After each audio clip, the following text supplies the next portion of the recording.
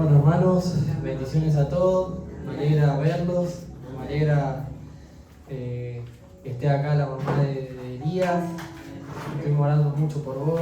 Me alegra ver a Eva, al hermano, perdón si no me recuerdo los nombres. ¿Cómo era tu nombre? Feli. Feli. Me alegra ver a Juan. Me alegra verlos a todos. Y los tengo que poner a nombrar a todos. Así que contento que cuando arrancamos con la reunión éramos 2, 3 y ahora somos como 10. Y me pone re contento. Así que nada, hermanos, los bendigo. Y bueno, quería compartirles lo que Dios puso en mi corazón para hablar. Y vamos a empezar leyendo en Génesis 22.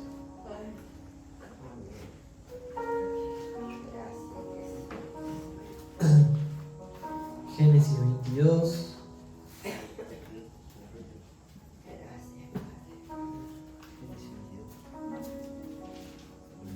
Desde el versículo 1.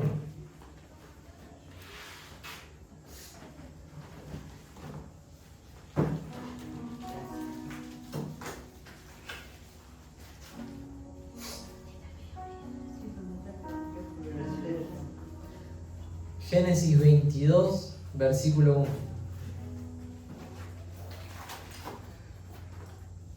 Dice, Dios ordena, no solo le pide, Dios ordena a Abraham que sacrifique a Isaac. Dice así el versículo 1, dice, aconteció después de estas cosas que probó Dios a Abraham y le dijo a Abraham, y él le dijo, heme aquí.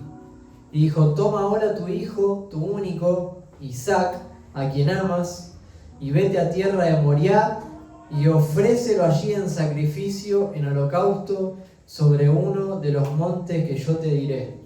Bueno, esto es un detalle que me acabo de dar cuenta. Gracias, Señor, que Diana oró para eso, ¿no? Que oraron para eso, para que Dios me muestre lo que todavía no había visto.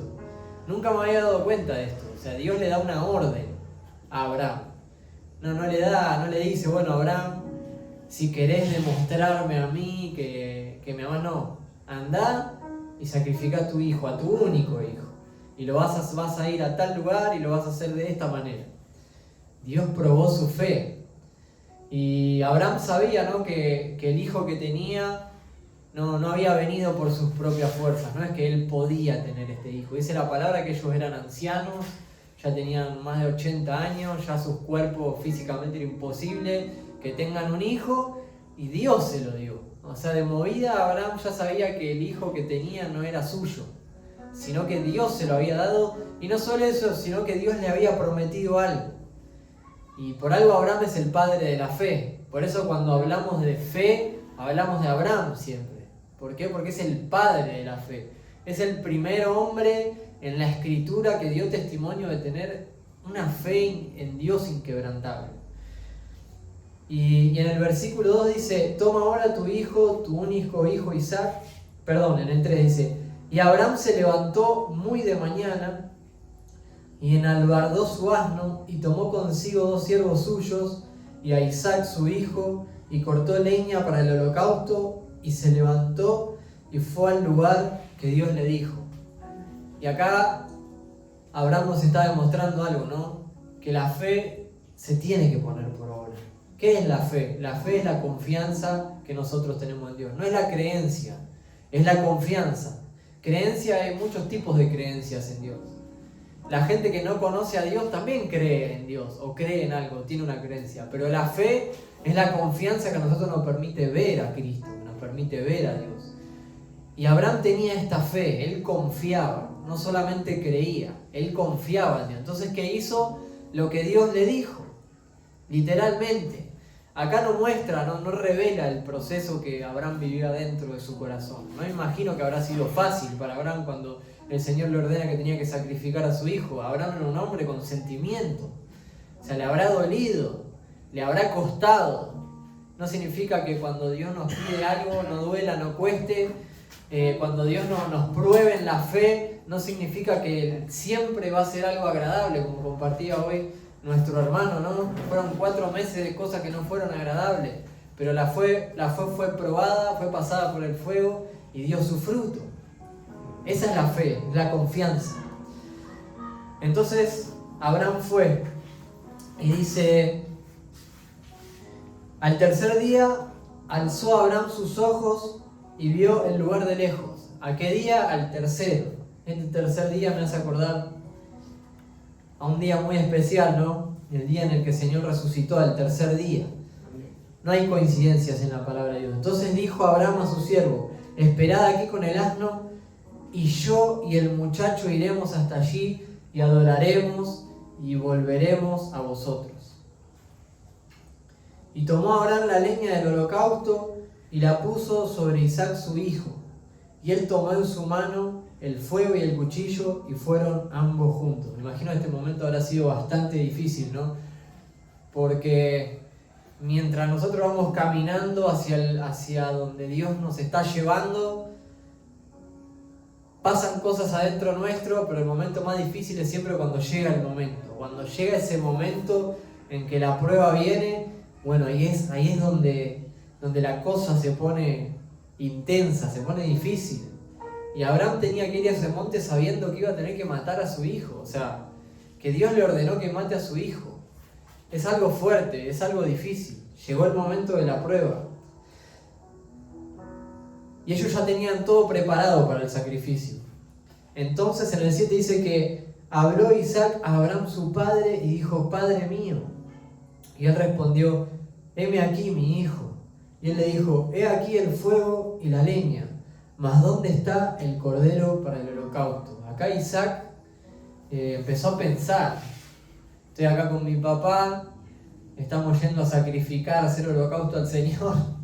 Isaac empezó a mirar para los costados y se dio cuenta de que no había un sacrificio. ¿Qué es lo que iban a sacrificar? Cuando ellos iban a sacrificar ya tenían preparados los animales. Además que Dios no recibía cualquier sacrificio. Tenía que ser animales, los mejores animales con ciertas características. No es que Dios recibía cualquier sacrificio así nomás. O sea que ya los sacrificios ya se venían preparando de antes. Ya tenía todo un proceso. Y de repente Isaac mira y dice, ¿y dónde está el holocausto, papá? Vamos a ir, sí, a sacrificar a nuestro Señor. Holocausto. Pero ¿dónde está el sacrificio? ¿Dónde está el animal, el cordero para el holocausto? Y respondió Abraham, Dios se proveerá de cordero para el holocausto, hijo mío, e iban juntos. Y esta declaración de Abraham es lo que hoy en día se llama, ¿no?, una declaración de fe. O sea, él puso su fe en el Señor realmente. Él soltó una palabra y dijo, Dios se va a proveer del cordero, aún siendo consciente de que él estaba yendo a sacrificar a su hijo. Pero la palabra dice que Abraham tenía tanta confianza en Dios que creía que como Dios le había dado una promesa de que le iba a dar descendencia, y que como Dios le había dado a ese hijo que le había prometido y le cumplió la promesa, Dios también lo iba a resucitar. Dios lo podía resucitar. Dios ya estaba hecho.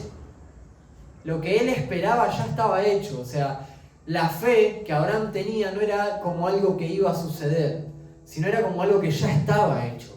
Por eso Abraham decía, Dios se va a proveer del holocausto, hijo, pero él ya sabía en su corazón de que Dios ya se había provisto del sacrificio. Aunque sus ojos todavía no lo habían visto, él ya sabía que eso había sucedido.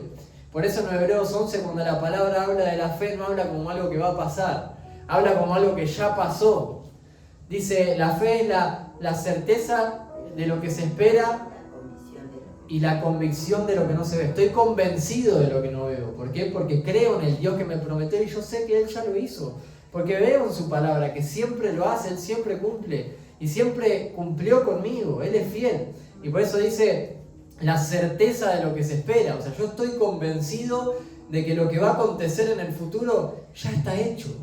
Dice la palabra que cuando pidamos sabiduría a Dios, o sea, que si alguno está falto de sabiduría, pídale a Dios, que Dios le va a dar, pero pida con fe, no dudando nada. O sea que en el momento que nosotros le pedimos la sabiduría a Dios, esa sabiduría ya nos es otorgada si pedimos con fe. No es que tenemos que esperar a que dentro de 2 semanas Dios nos va a dar la sabiduría, no. En el momento que vos la pediste, Dios te la dio.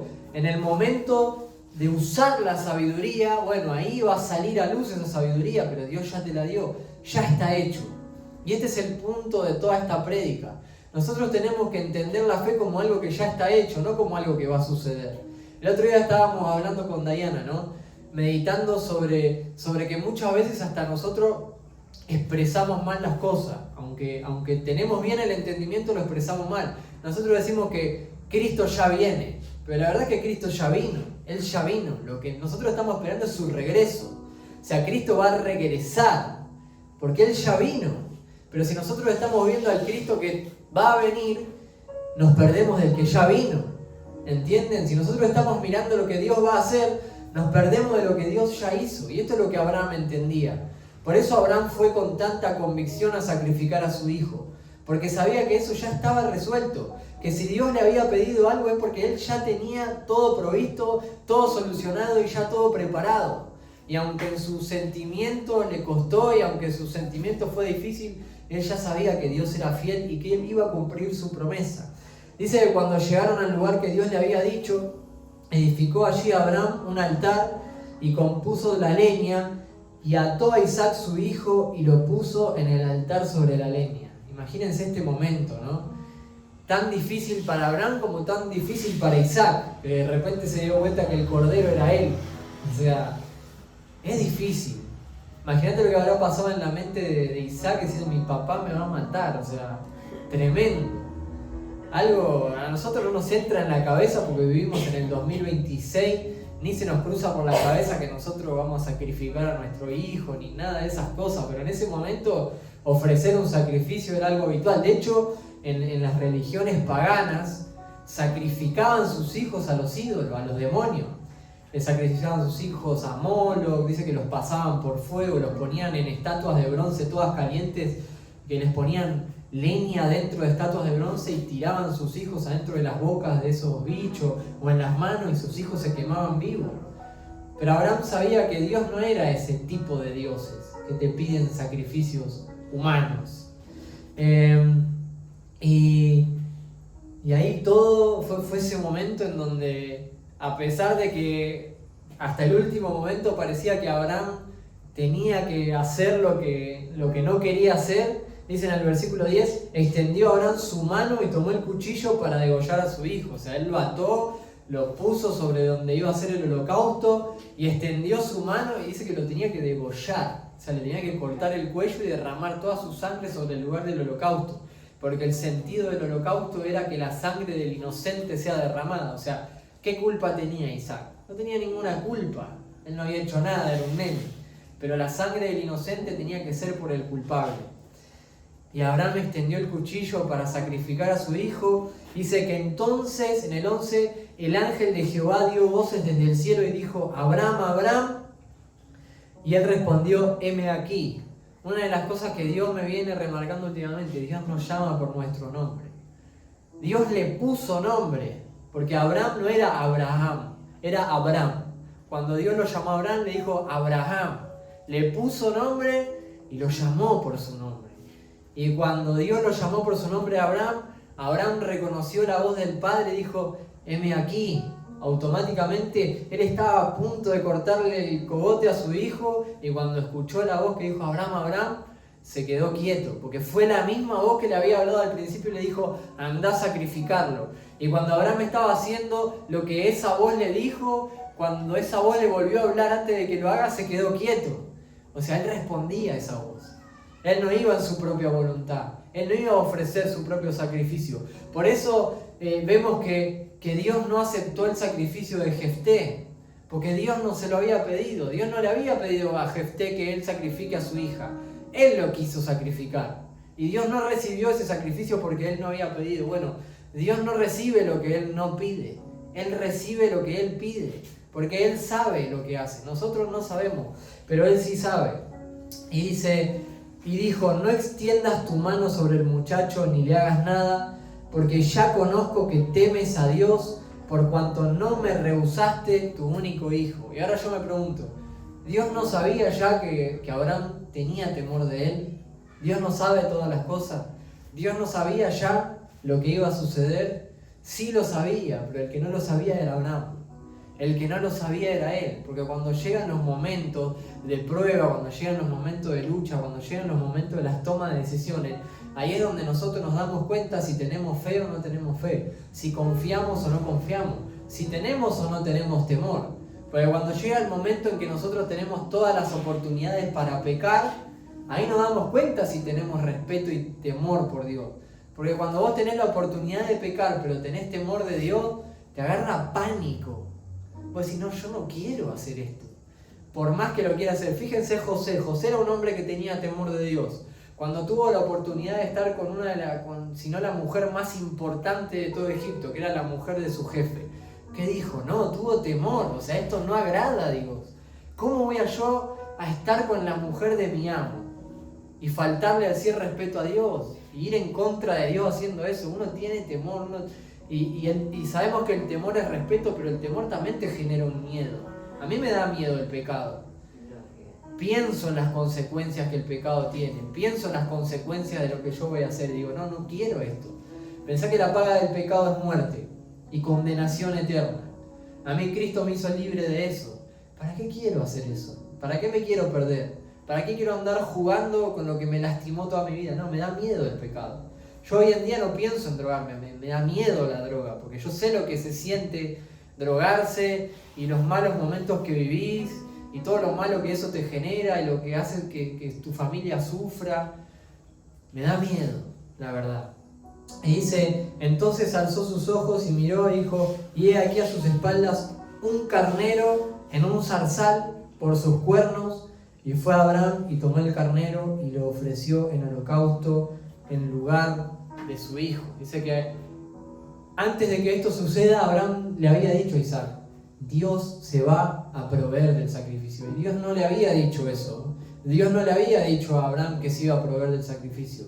Eso fue algo que nació del corazón de un hombre que confiaba y que sabía que su Dios no le iba a fallar. Le dijo, no, Dios se va a proveer. Y no lo dijo como un consuelo para Isaac, para que Isaac no se asuste y engañarlo para llevarlo al sacrificio. No, él lo creyó en su corazón, porque eso nos es revelado después en la palabra, que dice que Abraham creyó que aún si tuviera que hacer lo que tuviera que hacer, Dios lo iba a resucitar. ¿Por qué? Porque fiel es el que le había prometido.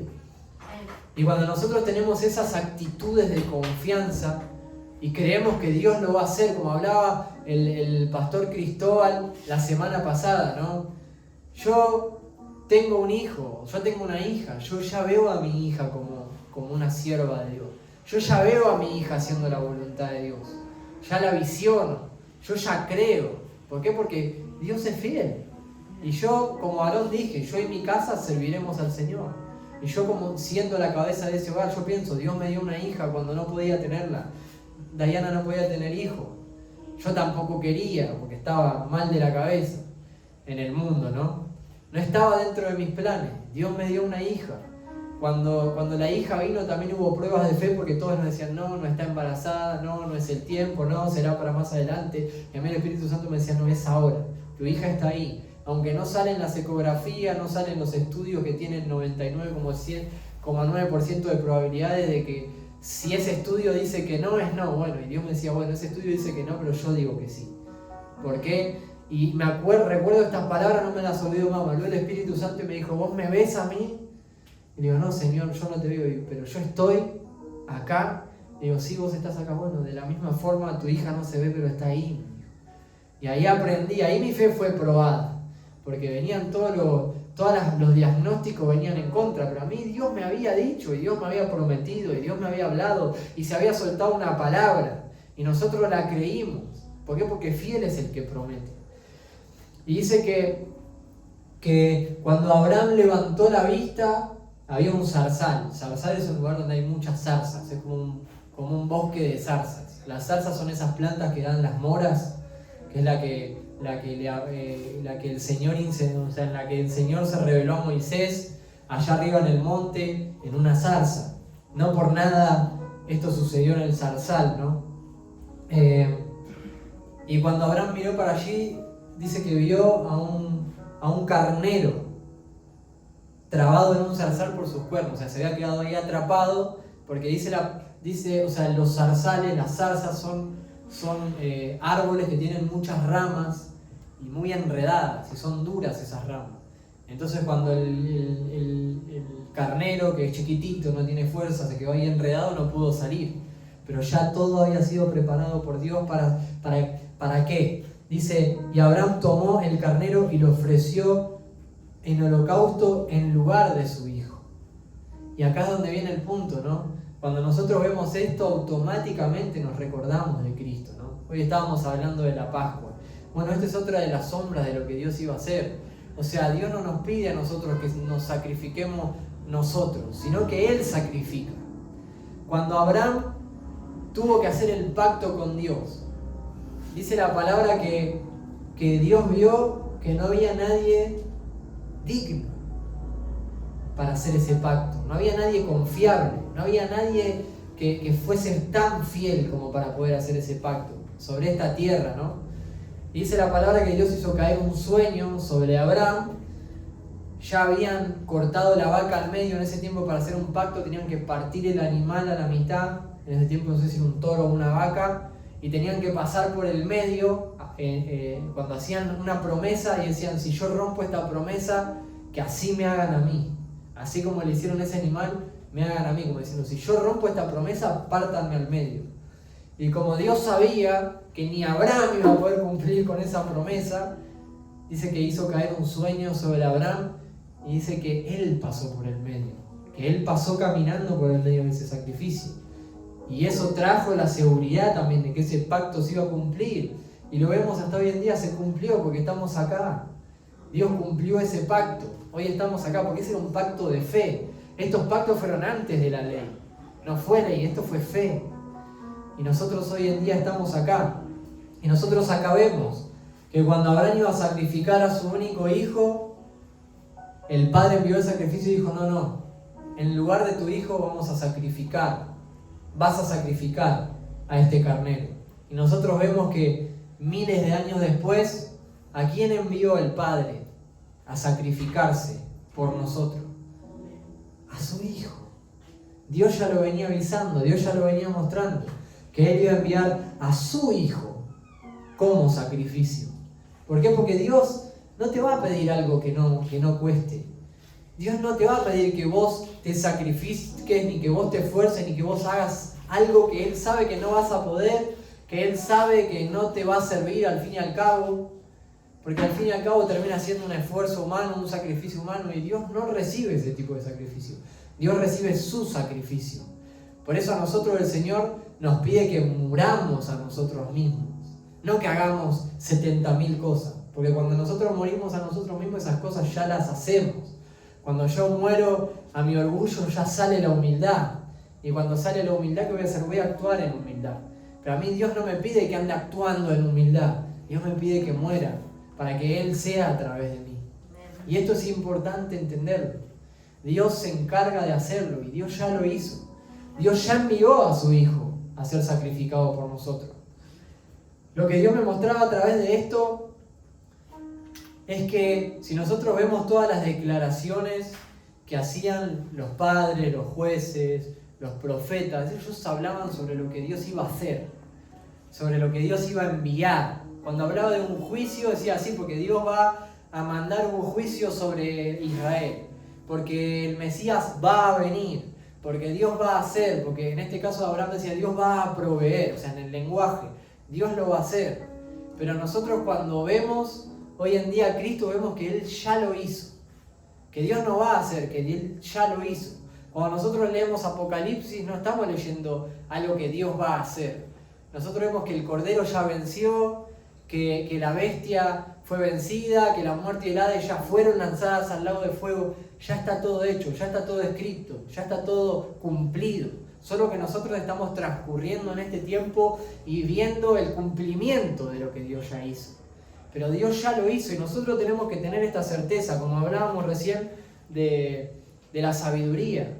Si yo le pido algo a Dios, yo tengo que creer que ya lo recibí. Si Jesús dijo que cualquier cosa, si se pusieran 2 o 3 de acuerdo en cualquier cosa que pidieran en mi nombre, el Padre lo hará. Entonces, si nos ponemos 2 o 3 de acuerdo en algo, que cualquier cosa que pedimos en el nombre de Jesús, ya está hecho. No tenemos que estar pensando, bueno, capaz que ahora porque oramos, bueno, capaz que Dios lo hace. No, Dios ya lo hizo, ya está hecho, ya está hecho. Y vamos a verlo en la palabra. Por ejemplo, en Efesios 1:3. Voy a leer estos pasajes para que nosotros podamos ver este lenguaje en la palabra. Cómo Pablo hablaba todo el tiempo de esta manera. Efesios 1:3.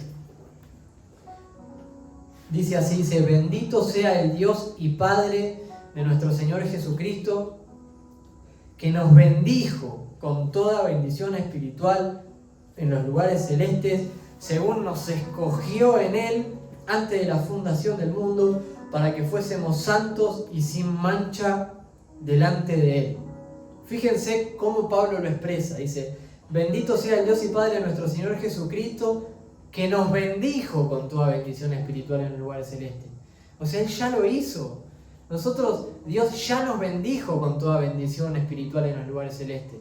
No es que nos va a bendecir y que lo va a hacer. Dios ya lo hizo cuando nosotros le recibimos, cuando nosotros creemos, cuando nosotros creemos el Evangelio, cuando nosotros creemos en su nombre, en su muerte y resurrección, el Padre ya nos adopta como hijos. Dice su palabra que toda la herencia que Cristo ganó, la ganó para nosotros. Ya fuimos benditos con todas las bendiciones espirituales en los lugares celestes. Ya está hecho. Entonces yo tengo que vivir como que Dios ya me bendijo, no como que Dios me va a bendecir. Yo ya no tengo que pelear por la bendición. Yo tengo que creerla y vivirla, esa bendición ya está. Yo lo único que tengo que pelear es en la confianza, de seguir creyendo, que aunque todos me dicen que no, y aunque todo parece contrario, y aunque el diablo me tira dardo de fuego, y aunque a mi carne no le gusta, y aunque la gente me dice que es imposible, yo sigo creyendo que fiel es el que ya prometió. Y yo me planto en la palabra, y me planto en esta confianza, y nadie me mueve de la roca. Eso es estar parado firme en la roca. Es creer, no, mi Señor dijo esto, bueno, esta es la última palabra, no hay otra palabra. Si Dios dice esto, es esto, y se acabó la historia. Entonces yo me planto. Ya fuimos benditos con toda bendición espiritual en los lugares celestes. Por ejemplo, Primera de Timoteo 6:12. Pablo le hablaba a Timoteo.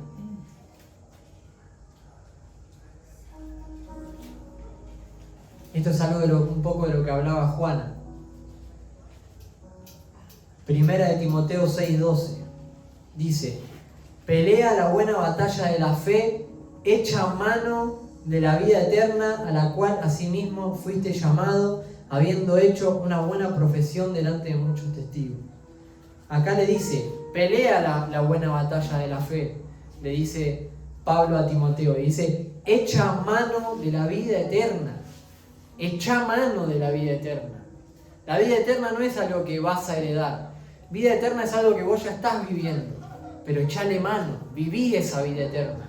También en otro pasaje, ahora no recuerdo en qué carta está, dice que nos ocupemos de nuestra salvación. No que nos ocupemos de la salvación que vamos a tener, de la salvación que ya tengo. Ocupémonos. ¿Cómo? Hebreos 2. Que nos ocupemos de nuestra salvación con temor y temblor. ¿Por qué? Porque ¿quién es el que pone el querer como el hacer en su buena voluntad? Porque es Dios el que la pone. Ocupémonos en nuestra salvación, con el temor y el temblor, sabiendo que esos deseos que Dios produce adentro nuestro, los pone Él. Y encima los pone en su buena voluntad. Lo hace porque es bueno. Porque sabe que de nosotros no van a nacer. Nada bueno van a nacer de nosotros. Nada bueno nace de la carne y del corazón humano. Todo nace de Dios. Dios en su buena voluntad ya pone el querer como el hacer. Echemos mano entonces. Hagámoslo creyendo. Dios ya puso esos buenos deseos dentro nuestro. Dios dice la palabra que quitó el corazón de piedra, puso un corazón de carne. Ya tenemos un corazón de carne. Dice que por el Espíritu, por la fe, mediante el Espíritu Santo, el amor de Dios fue depositado en nuestros corazones. Está el amor de Dios en nuestros corazones. Está el Espíritu de Dios en nuestros corazones, esperando a salir. Pero ya está. Si yo creo que el amor de Dios está en mi corazón, lo voy a dar, lo voy a vivir, lo voy a experimentar. No tengo que orar para que Dios me dé amor. Tengo que orar para que Dios me enseñe a usar lo que ya tengo. Ahí está la diferencia. Una vez yo siempre oraba y le decía, Señor, dame amor. Le decía, Señor, sí, le pedía que me dé amor y que me ayude a dejar de odiar. Señor, yo no quiero odiar más, ayúdame a dejar de tener rencor, a dejar esto, a dejar lo otro. Y el Señor me hizo entender esto. Me dijo, vos no tenés que pedir dejar eso. Vos tenés que enfocarte en lo que está por delante. ¿Por qué Cristo venció? Por el gozo que tenía puesto por delante. Jesús no estaba mirando atrás todo lo que tenía que dejar. Jesús estaba mirando todo lo que iba a ganar. Él estaba mirando para adelante y el Señor me dijo, no te enfoques en dejar de enojarte o en dejar de odiar. Porque yo estaba luchando por ignorancia contra el odio. Y el Señor me decía, no, buscá amar. Enfócate en querer amar, en buscar amar. Enfócate en el amor, no en dejar de odiar. Entonces mi mentalidad cambió. Lo mismo cuando yo veía a una persona. Yo veía a las personas y las veía como pecadores condenados. Y el Señor me dijo, no los mires así. Míralos como gente que puede ser salva. Como potenciales salvos. Como gente a las que yo las voy a tocar y las voy a salvar. Entonces yo ya no iba a predicarle a una persona viéndola como un pobre pecador a ver si Dios la salva. No, iba confiando que las palabras que iban a salir de mi boca eran guiadas por el Espíritu Santo y el Espíritu Santo va a orar en ese corazón y lo va a tocar. Y si no veo que se convierte en ese momento, bueno, la palabra que yo le solté en algún momento va a dar fruto. Ya estás viendo de otra manera, estás mirando con fe, estás mirando con confianza en lo que Dios va a hacer. No estás viendo lo que tenés enfrente de tus ojos, vos estás mirando más allá. Ahí está la fe. Después en Salmo 115:3, lo lindo de los salmos es esto. Tenían este lenguaje también. Los salmos no es cualquier libro. Son libros en donde hay mucha revelación de Dios. Dice Salmo 115:3. Fíjense cómo lo dice. Dice: nuestro Dios está en los cielos. Todo lo que quiso, ha hecho. No dijo que todo lo que Él quiso va a hacer. Dijo que todo lo que Él quiso, ha hecho. Él ya lo hizo. Solo que nosotros nos estamos enterando ahora. ¿Por qué? Porque no somos eternos como Dios es eterno. Pero sí la palabra de Dios dice que Dios puso la mente de Cristo en nosotros.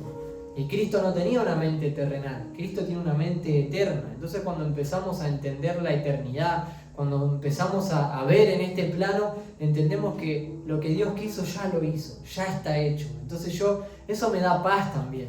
No ando con la incertidumbre a ver si pasa o no pasa, si sale o no sale, no dudo, sino que tengo esa confianza de que Dios ya lo hizo y fiel es el que lo prometió. Cuando Dios se reveló a Moisés en la zarza, no le dijo: yo soy el que voy a ser, ni yo soy el que fui. Le dijo: yo soy el que soy, yo soy. Y Dios siempre habla con este lenguaje: yo soy. Entonces yo lo miro y digo: bueno, Él es, no va a ser, Él es. Y ahí cambia mi forma de pensar y de ver y de entender a Dios. Salmo 109:27.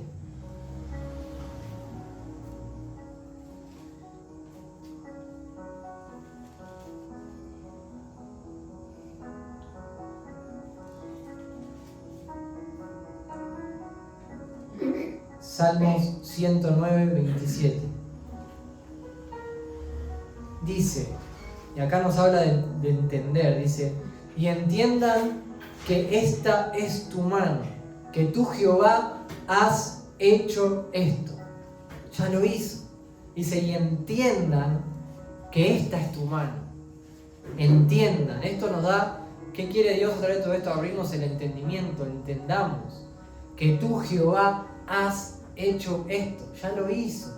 Él ya lo hizo. Entendámoslo, creámoslo, vivámoslo. Eso es lo que nos está diciendo. Disfrutemos de la gloria de Dios, porque eso ya está, hermano. ¿Por qué Jesús decía: les doy autoridad para que sanen enfermos, echen fuera demonios, resuciten muertos, hagan milagros? le dijo, muchachos, van en mi nombre, ya se los di.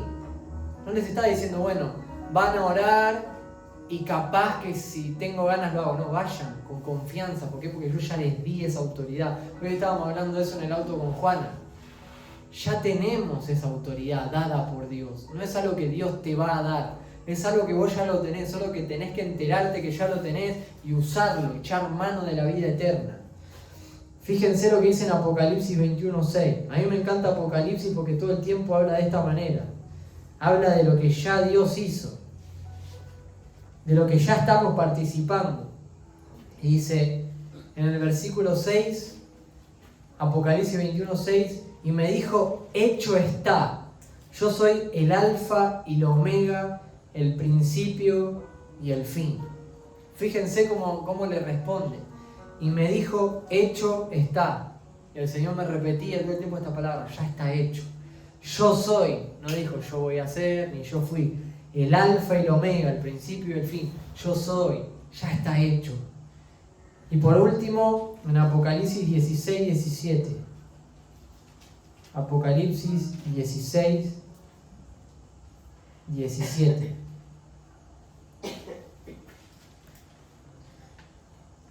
Dice, el séptimo ángel derramó su copa por el aire y salió una gran voz del templo, del cielo, del trono, diciendo, hecho está.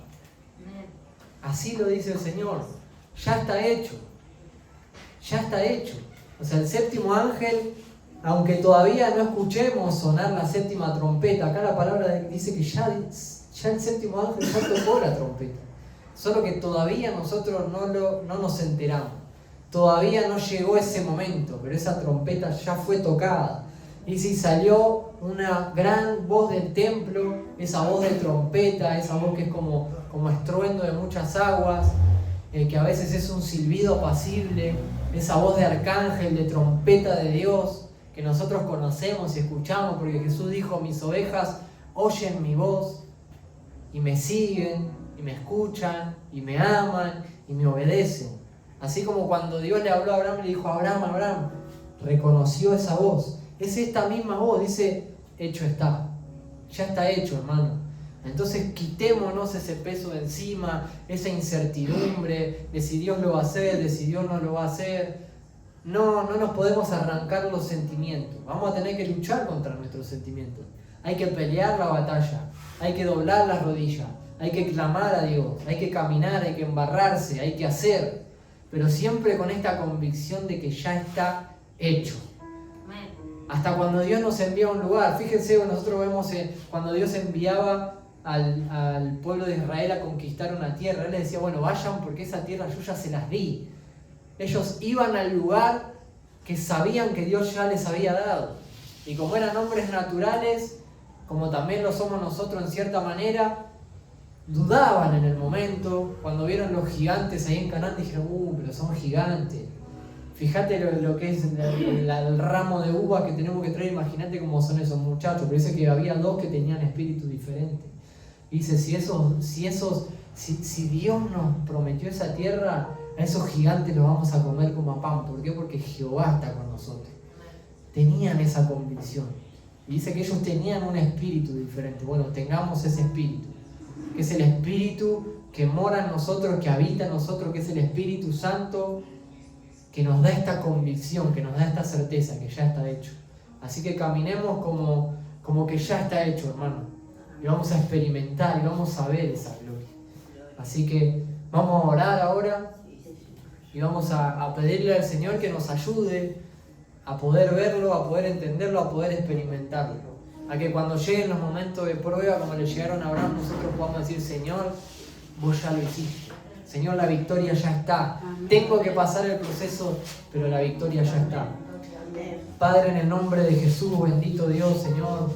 Padre, primeramente te damos